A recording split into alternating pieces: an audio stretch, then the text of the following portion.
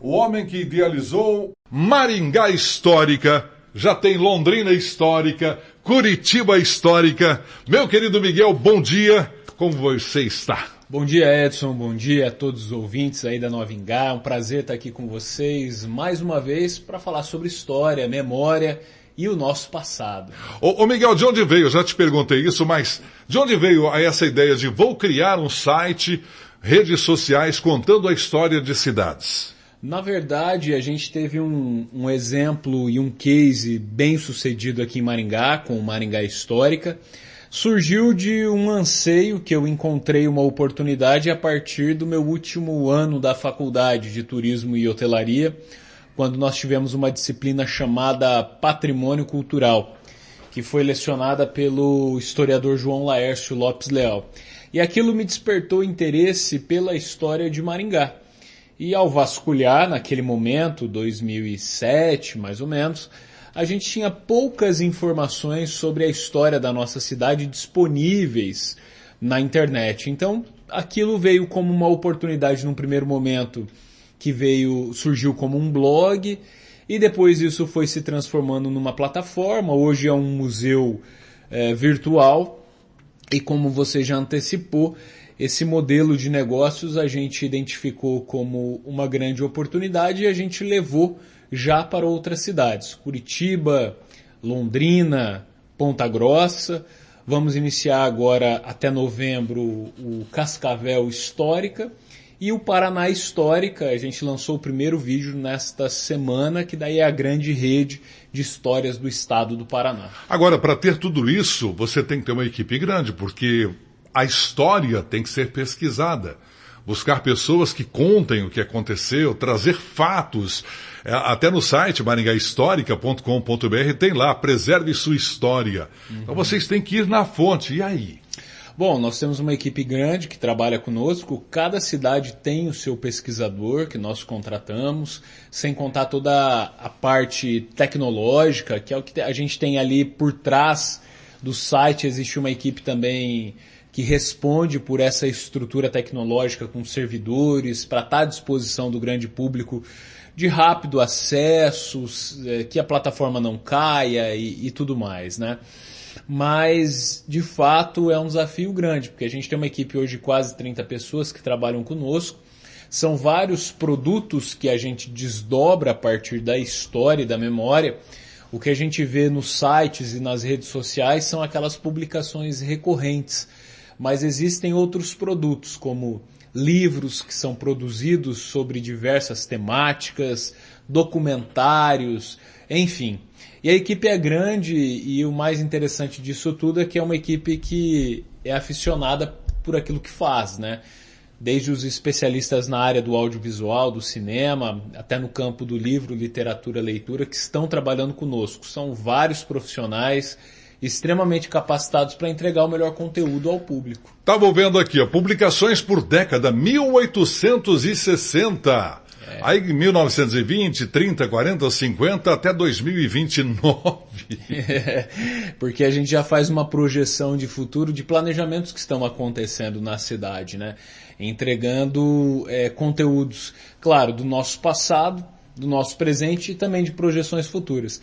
Até porque nós, como historiadores, pesquisadores, a gente produz conteúdo sobre o passado sempre a partir do presente, né?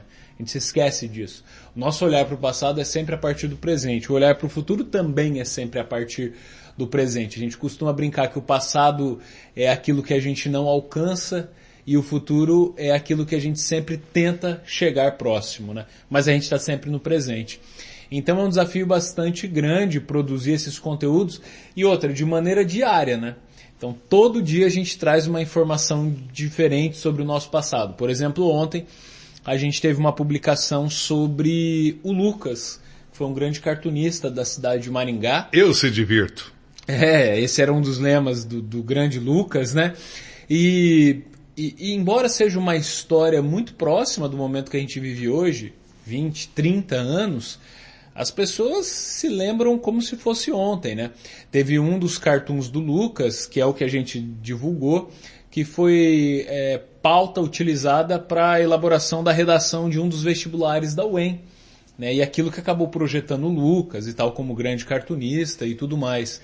E muita gente nos comentários, você olha lá no Instagram, no Facebook ou no próprio site, olha, eu fiz esse vestibular, me lembro deste cartoon, o Lucas era uma pessoa maravilhosa, eu era criança, eu morava num prédio que o Lucas morava também, e eu não fazia ideia que ele era um grande cartunista. Então, essa transversalidade que a história nos proporciona de sensibilizar e também fazer com que a nossa memória seja arremetida para um determinado ponto da nossa vida, né? Essas histórias das cidades fazem parte da nossa vida, e esse é o papel que os Cidades Históricas, que é a empresa que administra cada uma dessas praças, dessas cidades, tem para cumprir ao longo da sua trajetória e do seu trabalho. Para você que ligou agora ao rádio e nos acompanha no YouTube, essa gravação nós estamos levando para o nosso canal do YouTube, pequeno, mas para deixar registrado. O Miguel Fernando, em 2007, montou Maringá Histórica e, como ele já frisou e eu destaquei na abertura, vai criando Londrina Histórica, Curitiba Histórica, Cascavel Histórica, vem aí. Miguel, na última participação que você esteve conosco aqui na Nova Engá, você falou sobre o caso Clodimar Costa. Muitas pessoas, o Lô. Clodimar Pedrosa Lô.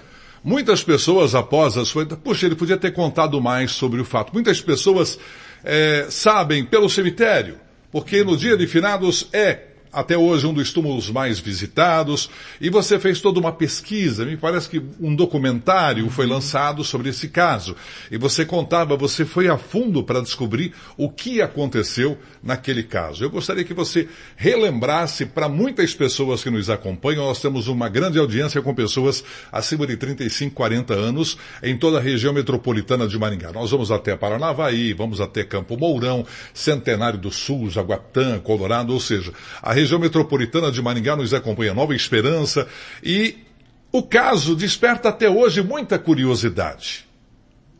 O caso Clodimar, o caso Lô. Bom, o caso Clodimar Pedrosa Lô, eu tive acesso a ele em meados de 2008. Na época tinha um produtor de cinema que pensava em desenvolver o filme, o nome dele é Elton Oliveira, ainda tem um filme engavetado, quem sabe ele consiga desenvolver agora. E eu achei que valia a pena desenvolver um livro a partir desse caso. Já havia sido confeccionado um livro em 1983 ou 84 pelo Eliel Pereira Diniz, o Eliel Diniz. Ele é irmão do Eli Pereira Diniz, que é um advogado que participou do processo. Mas eu percebia que o livro era importante, mas nós precisávamos desenvolver mais o tema a partir dos processos civil, criminal, entender um pouquinho do passo a passo, da hora a hora, do que aconteceu com o garoto de 15 anos. E a partir daquilo, 2008, 2009, 2010, eu mergulhei na história, entrevistei dezenas de pessoas que conheceram o Clodimar, dezenas de pessoas que tiveram uma relação direta ou indireta com o caso. Mas o resumo, né, o que a gente pôde obter de informações com aquela história foi um dossiê que foi vertido em um livro chamado Sala dos Suplícios, o dossiê do caso Clodimar Pedrosa Lô. Edição esgotada? Edição esgotada? Edição esgotada. A gente tem agora apenas alguns exemplares da terceira edição que nós lançamos, mas o caso se passa na segunda metade da década de 1960. Clodimar Pedrosa Lô vem para Maringá, ele morava numa cidade chamada Parambu, no Nordeste brasileiro, e é bem típico histórias que se passaram no Brasil até a década de 1970, ou seja, nortistas, nordestinos em busca de melhores oportunidades de vida em função das condições climáticas das suas cidades, das suas regiões de origem, né? Especialmente a seca, que devasta a economia, destrói famílias, e a gente vê, infelizmente, isso até hoje acontecendo no Nordeste e no Norte brasileiro. E o Clodimar, então, com 14 para 15 anos, vem para Maringá, sozinho, vem de Pau de Arara, uma viagem que durou dias. Ele vem morar com um tio, que passa a ser o tutor dele na cidade, o senhor Oésio, de Araújo Pedrosa. E o Clodimar faz de tudo naquela época, pequenos serviços, engraxate e tudo mais, sempre com a expectativa de conseguir um emprego para que ele tenha um salário recorrente e possa ajudar a família dele que ficou no Nordeste. E aí ele consegue um emprego num estabelecimento chamado Palace Hotel, que ficava na Avenida Brasil, entre a Duque de Caxias e a Getúlio Vargas. Era um estabelecimento de porte mediano, 4 pavimentos, um hotel talvez hoje que a gente categorizaria ali com 2 ou 3 estrelas, né? E o Clodimar ali é contratado como auxiliar de serviços gerais. Então ele faz desde atendimentos na recepção, no balcão, como recepcionista, até transporte de bagagens, mensageiro, portanto, limpeza, etc. Fazia de tudo um pouco dentro do hotel. E num determinado dia, 23 de novembro de 1967, se hospeda ali no hotel um senhor chamado Antônio Fortes. Ele era cobrador da Casas Alô Brasil, que era uma grande distribuidora e atacadista que existia aqui no Brasil, e tinha uma unidade em Maringá que inclusive na década de 1980 vai se incendiar e vai ser o maior incêndio da história do Departamento do Corpo de Bombeiros aqui da cidade de Maringá.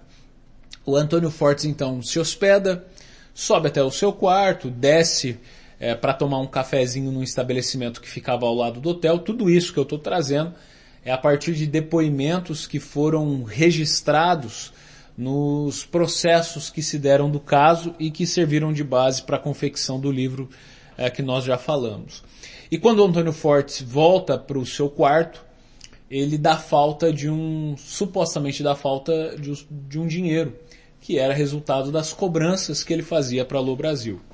Então ele aciona o gerente do hotel, um italiano chamado Atílio Farris. E o italiano imediatamente começa a averiguar o caso e parecem surgir apontamentos de que o Clodimar havia saído do quarto do Antônio Forte. O que se de fato ocorreu não seria nada de surpreendente, porque o Clodimar faria a limpeza do quarto, né?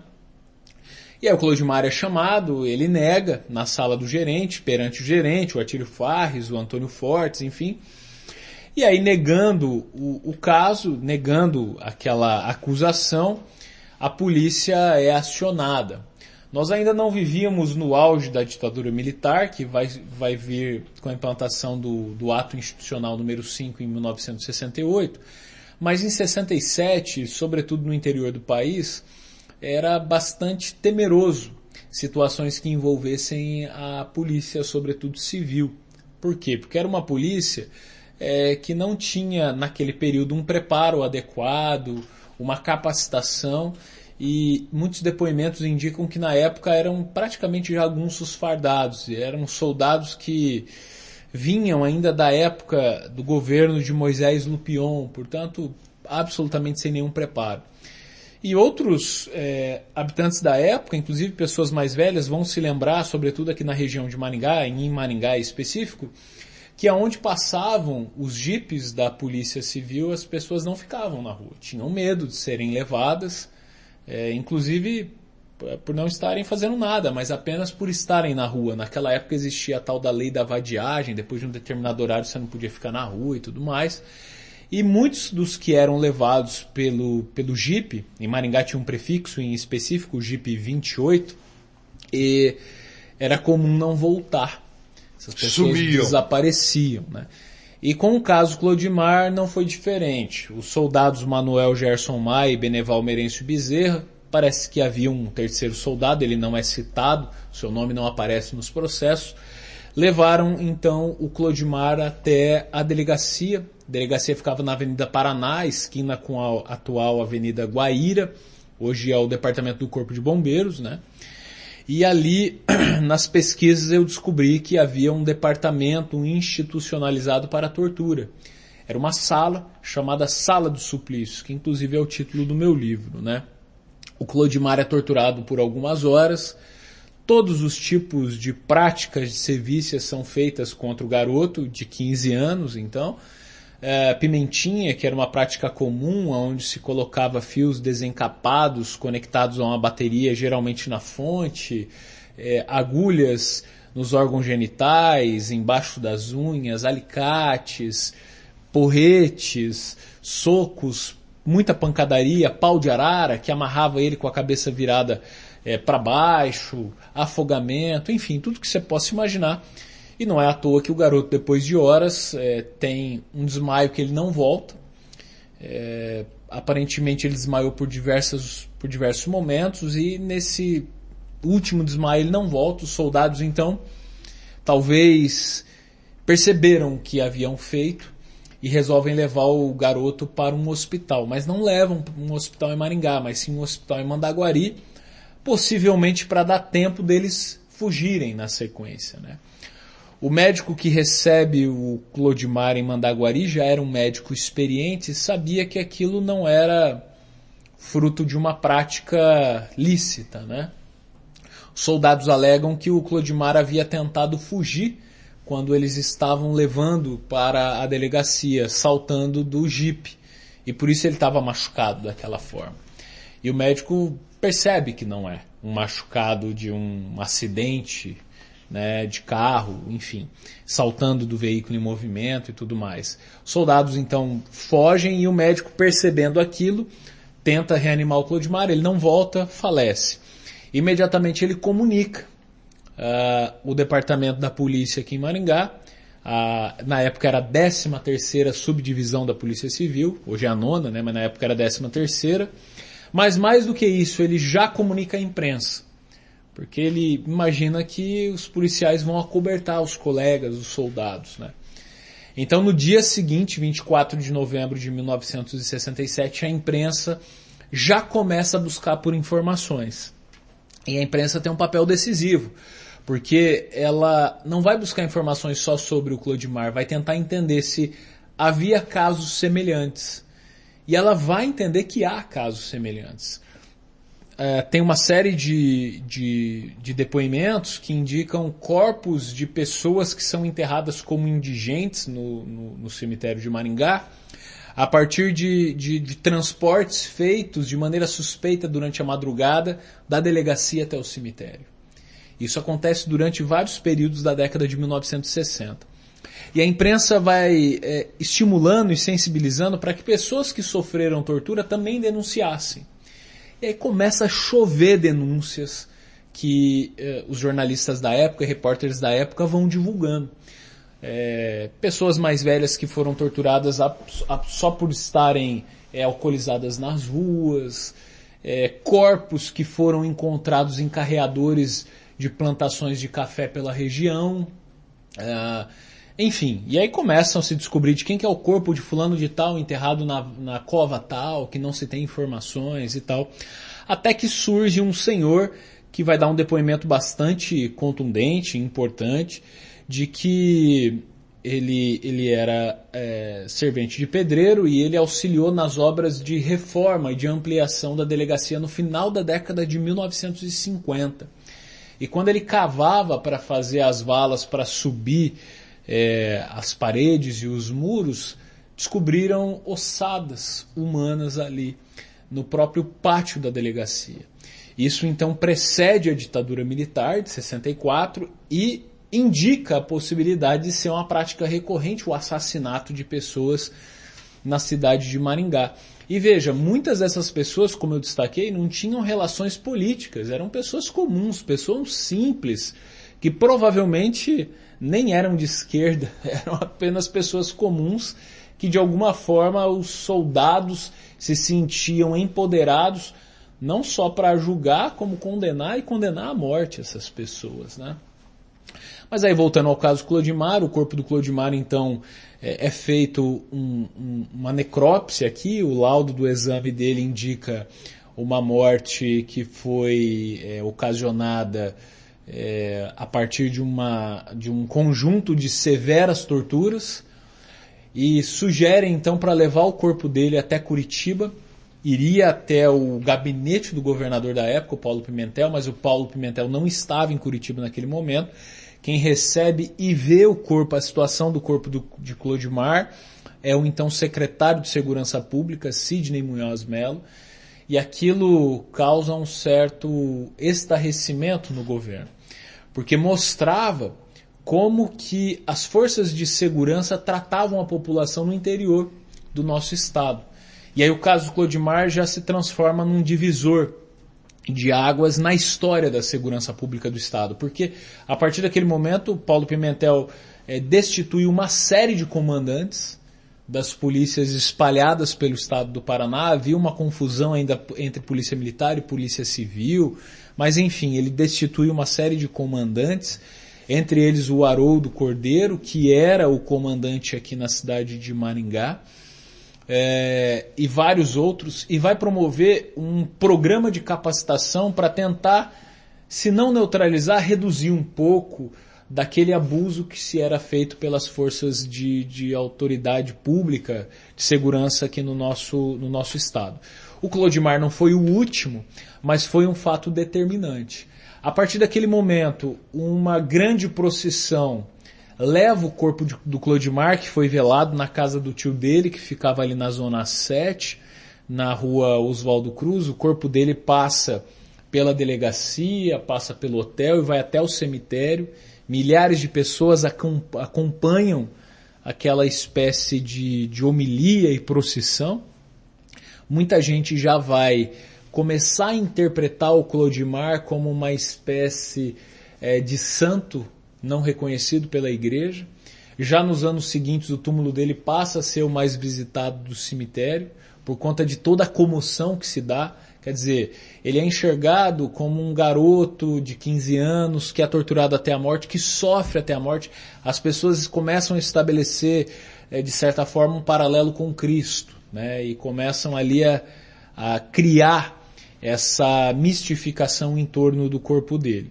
Hoje quem visita o cemitério, o túmulo dele é o mais visitado, tem centenas de graças alcançadas. Ele se transformou naquilo que a gente chama de santo de cemitério, que é uma figura não reconhecida pela Igreja Católica, mas que tem graças alcançadas por meio dos seus fiéis, de seus seguidores. O caso só aí já daria um filme, né? Mas tem desdobramentos. O pai do Clodimar, que havia ficado em Parambu, recebe a notícia da morte do filho e seu registro no livro. O tio manda um jornal, né, falando do que aconteceu. E na capa do jornal tem lá: menino é morto a socos e pancadas. E tem uma foto do Clodimar completamente desfigurado no caixão. Naquela época eles colocavam as fotos, né? Muito comum. Não existia essa preocupação como hoje. É proibido, as pessoas embaçam a foto. Na época era muito comum. E você vai folhear jornais literalmente escorriam sangue, né? Porque eles colocavam a foto do corpo na capa e tudo mais, né?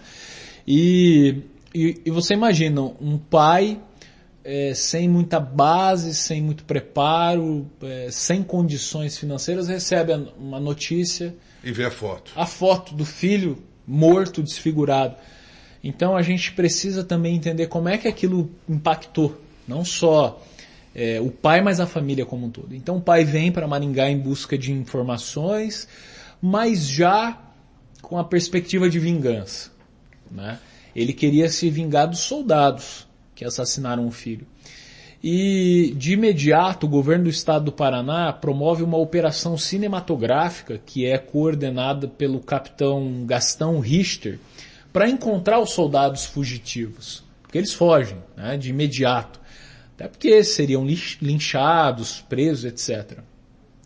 E durante meses, uma operação que durou praticamente 7 meses, o capitão Gastão Richter encontra os soldados. Imagine, 1967 para 68, não havia internet, o telefone era precário, as condições nas estradas e rodovias muito limitadas, e ele encontra os soldados no interior do Maranhão, numa cidade chamada Imperatriz. Prende os soldados, né? Traz para Curitiba, eles prestam depoimento, negam, vêm para Maringá. O juiz, temendo alguma retaliação ou mesmo a própria vingança, né? Não só do pai, mas da população que queria vingança, altera o horário do depoimento deles aqui no Fórum de Maringá. Então a população é pega de surpresa porque quando chega eles já deram o depoimento. Eles vão embora, conseguem o habeas corpus e desaparecem em definitivo. A nossa lei, ela é arcaica desde os anos 60, né? Desde sempre, na verdade. Desde sempre, ela continua assim, porque isso continua até hoje. Até hoje. E aí o pai do Clodimar então passa na cidade aproximadamente 3 anos tramando, vingança, engendrando algum tipo para se vingar daquilo que havia sido feito contra o filho dele. Aí então, portanto, a morte do filho ali na virada de 23 de novembro para 24 de novembro de 67, no dia 15 de outubro de 1970, o senhor Atílio Farres, que era o gerente do hotel, desce de um ônibus na Avenida Brasil, próximo da então Casas Arapuã, quase esquina ali com a Rua Piratininga. Um senhor toca ele pelas costas, pergunta: sabe quem eu sou? Não sei. Eu sou o pai do Clodimar e eu vim vingar a morte do meu filho. E descarrega um revólver contra o Atílio Farres em plena Avenida Brasil. Você imagine hoje, né? Então, o senhor Sebastião, que era o pai do Clodimar, se entregou para o primeiro soldado que encontrou, era réu confesso, preso com a arma do crime em mãos, atirou pelas costas, testemunhas oculares, crime premeditado, todas as condições que a legislação mesmo da época imputariam a ele uma condenação. Mas por ser um crime hediondo, foi para júri popular. Ele foi julgado por 3 oportunidades. Impressionantemente, as 3 oportunidades ele foi absolvido. Na última oportunidade, a equipe de defesa constituiu uma tese embasada na legítima defesa da honra, que ela caiu recentemente, mas era muito comum se utilizar, principalmente porque ele era um nordestino, ele precisava vingar a morte do filho e tudo mais. E ele consegue ser absolvido. Tem várias análises a partir disso que eu coloquei, mas, por exemplo, vou me ater apenas ao tribunal. Você tinha um caso que tinha todas as prerrogativas de uma condenação iminente, então isso resultava em que nenhum advogado queria defender, né? Você tinha promotores de justiça que tinham muitos argumentos contundentes para condenar ele, e esses promotores de justiça eram professores universitários. E aí coube a constituir a banca de defesa advogados que tinham acabado de se formar na Faculdade Estadual de Direito. Então eram recém-formados contra os seus professores em um caso que todos os tribunais de júri, o salão do júri, ficavam abarrotados de pessoas. E a gente lendo as atas dos tribunais de júri, dos julgamentos, por vários momentos o juiz tinha que determinar silêncio, que ele pediria para esvaziar o salão do tribunal de júri porque o julgamento seria prejudicado. Então os nervos estavam à flor da pele. Mas o Sebastião foi absolvido. Tem outros desdobramentos. Um dos advogados de defesa, o Eli Pereira Diniz, foi eleito em 72 vereador e proporcionalmente até hoje o maior número de votos. Hoje seria algo próximo a 25 mil votos. Para a gente fazer um paralelo aí, um vereador mais votado na última eleição, 6 mil votos para estourar, né? Então, para mostrar que de fato as pessoas queriam aquela vingança, né? E queriam a liberdade do pai do Clodimar. Então, assim, de uma maneira muito resumida, porque o livro traz muitos detalhes, este é o caso, sem dúvidas, mais complexo da história de Maringá e um dos casos de maior relevância da história policial e jurídica do estado do Paraná. Gente, nós acabamos de ouvir através do Miguel Fernando um trecho. Ele fez uma síntese do livro que ele escreveu, Sala dos Suplícios, onde conta o que aconteceu no caso Clodimar Pedroso Ló, que em 1967 praticamente o país todo ficou sabendo da história, né? E no livro ele tem informações sobre este caso. Ele acabou de mostrar tudo o que aconteceu. O pai do Clodimar queria se vingar. Os policiais haviam sido, de certa forma, né? Aviação, tchau, vaza daqui, vaza. Você me falou na última entrevista de que um deles já morreu, o outro até hoje... Provavelmente um dos soldados morreram, e na terceira edição do livro eu conto como que se deu o encontro com um dos soldados ainda vivos, né? O Beneval Merêncio Bezerra, que a gente descobriu que ele mora ainda hoje em Imperatriz, no Maranhão. Continua no mesmo local. Continua no mesmo local. E outro ponto importante também é que a família nunca foi indenizada pelo estado do Paraná por conta do assassinato cometido contra Clodimar Pedrosa Lô. É provável que em breve o processo seja reaberto. A gente está discutindo isso com alguns advogados, até para que haja uma resposta para a família, de que o Estado assume que errou naquela situação específica. E errou mesmo. Com certeza errou. Aliás, como nossas leis continuam errando até hoje. Pois é, muita gente me pergunta, mas o Clodimar roubou? Eu digo, o ponto não é esse. A gente não consegue provar se ele roubou ou não e nem é o objeto Mas do ninguém livro. encontrou, porque o dinheiro que desapareceu ninguém achou. Mas mesmo que ele tivesse furtado o dinheiro, o julgamento deveria ter sido outro. E não a condenação à morte. Sim, claro. Esse é o ponto. Claro, se tivesse encontrado de repente nas instalações de onde ele dormia, no hotel, nada foi encontrado, né? Nada, absolutamente nada. Exatamente. Quando ele estava sendo torturado, ele teria indicado por 3 oportunidades possíveis locais onde o dinheiro estava. E os soldados não encontraram.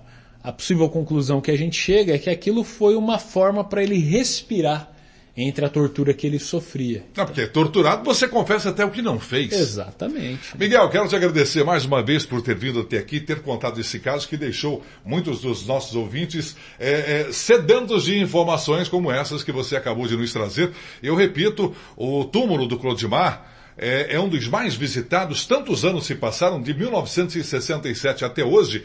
Todo finados, você pode ir até lá. É um dos túmulos mais visitados. É incrível. Sem dúvidas. Até porque as pessoas, como eu disse, conectam ele, fazem um paralelo a ele, uma espécie de cristificação, né? Que é um garoto de 15 anos, torturado até a morte, sofreu muito pela morte de um fato que ele possivelmente não cometeu. E se tivesse cometido, ou se tiver cometido, que ele respondesse de outra maneira, mas não com a morte. Muito obrigado pela sua participação. O Miguel Fernando da Maringá Histórica, gente. Tem um site, maringahistórica.com.br.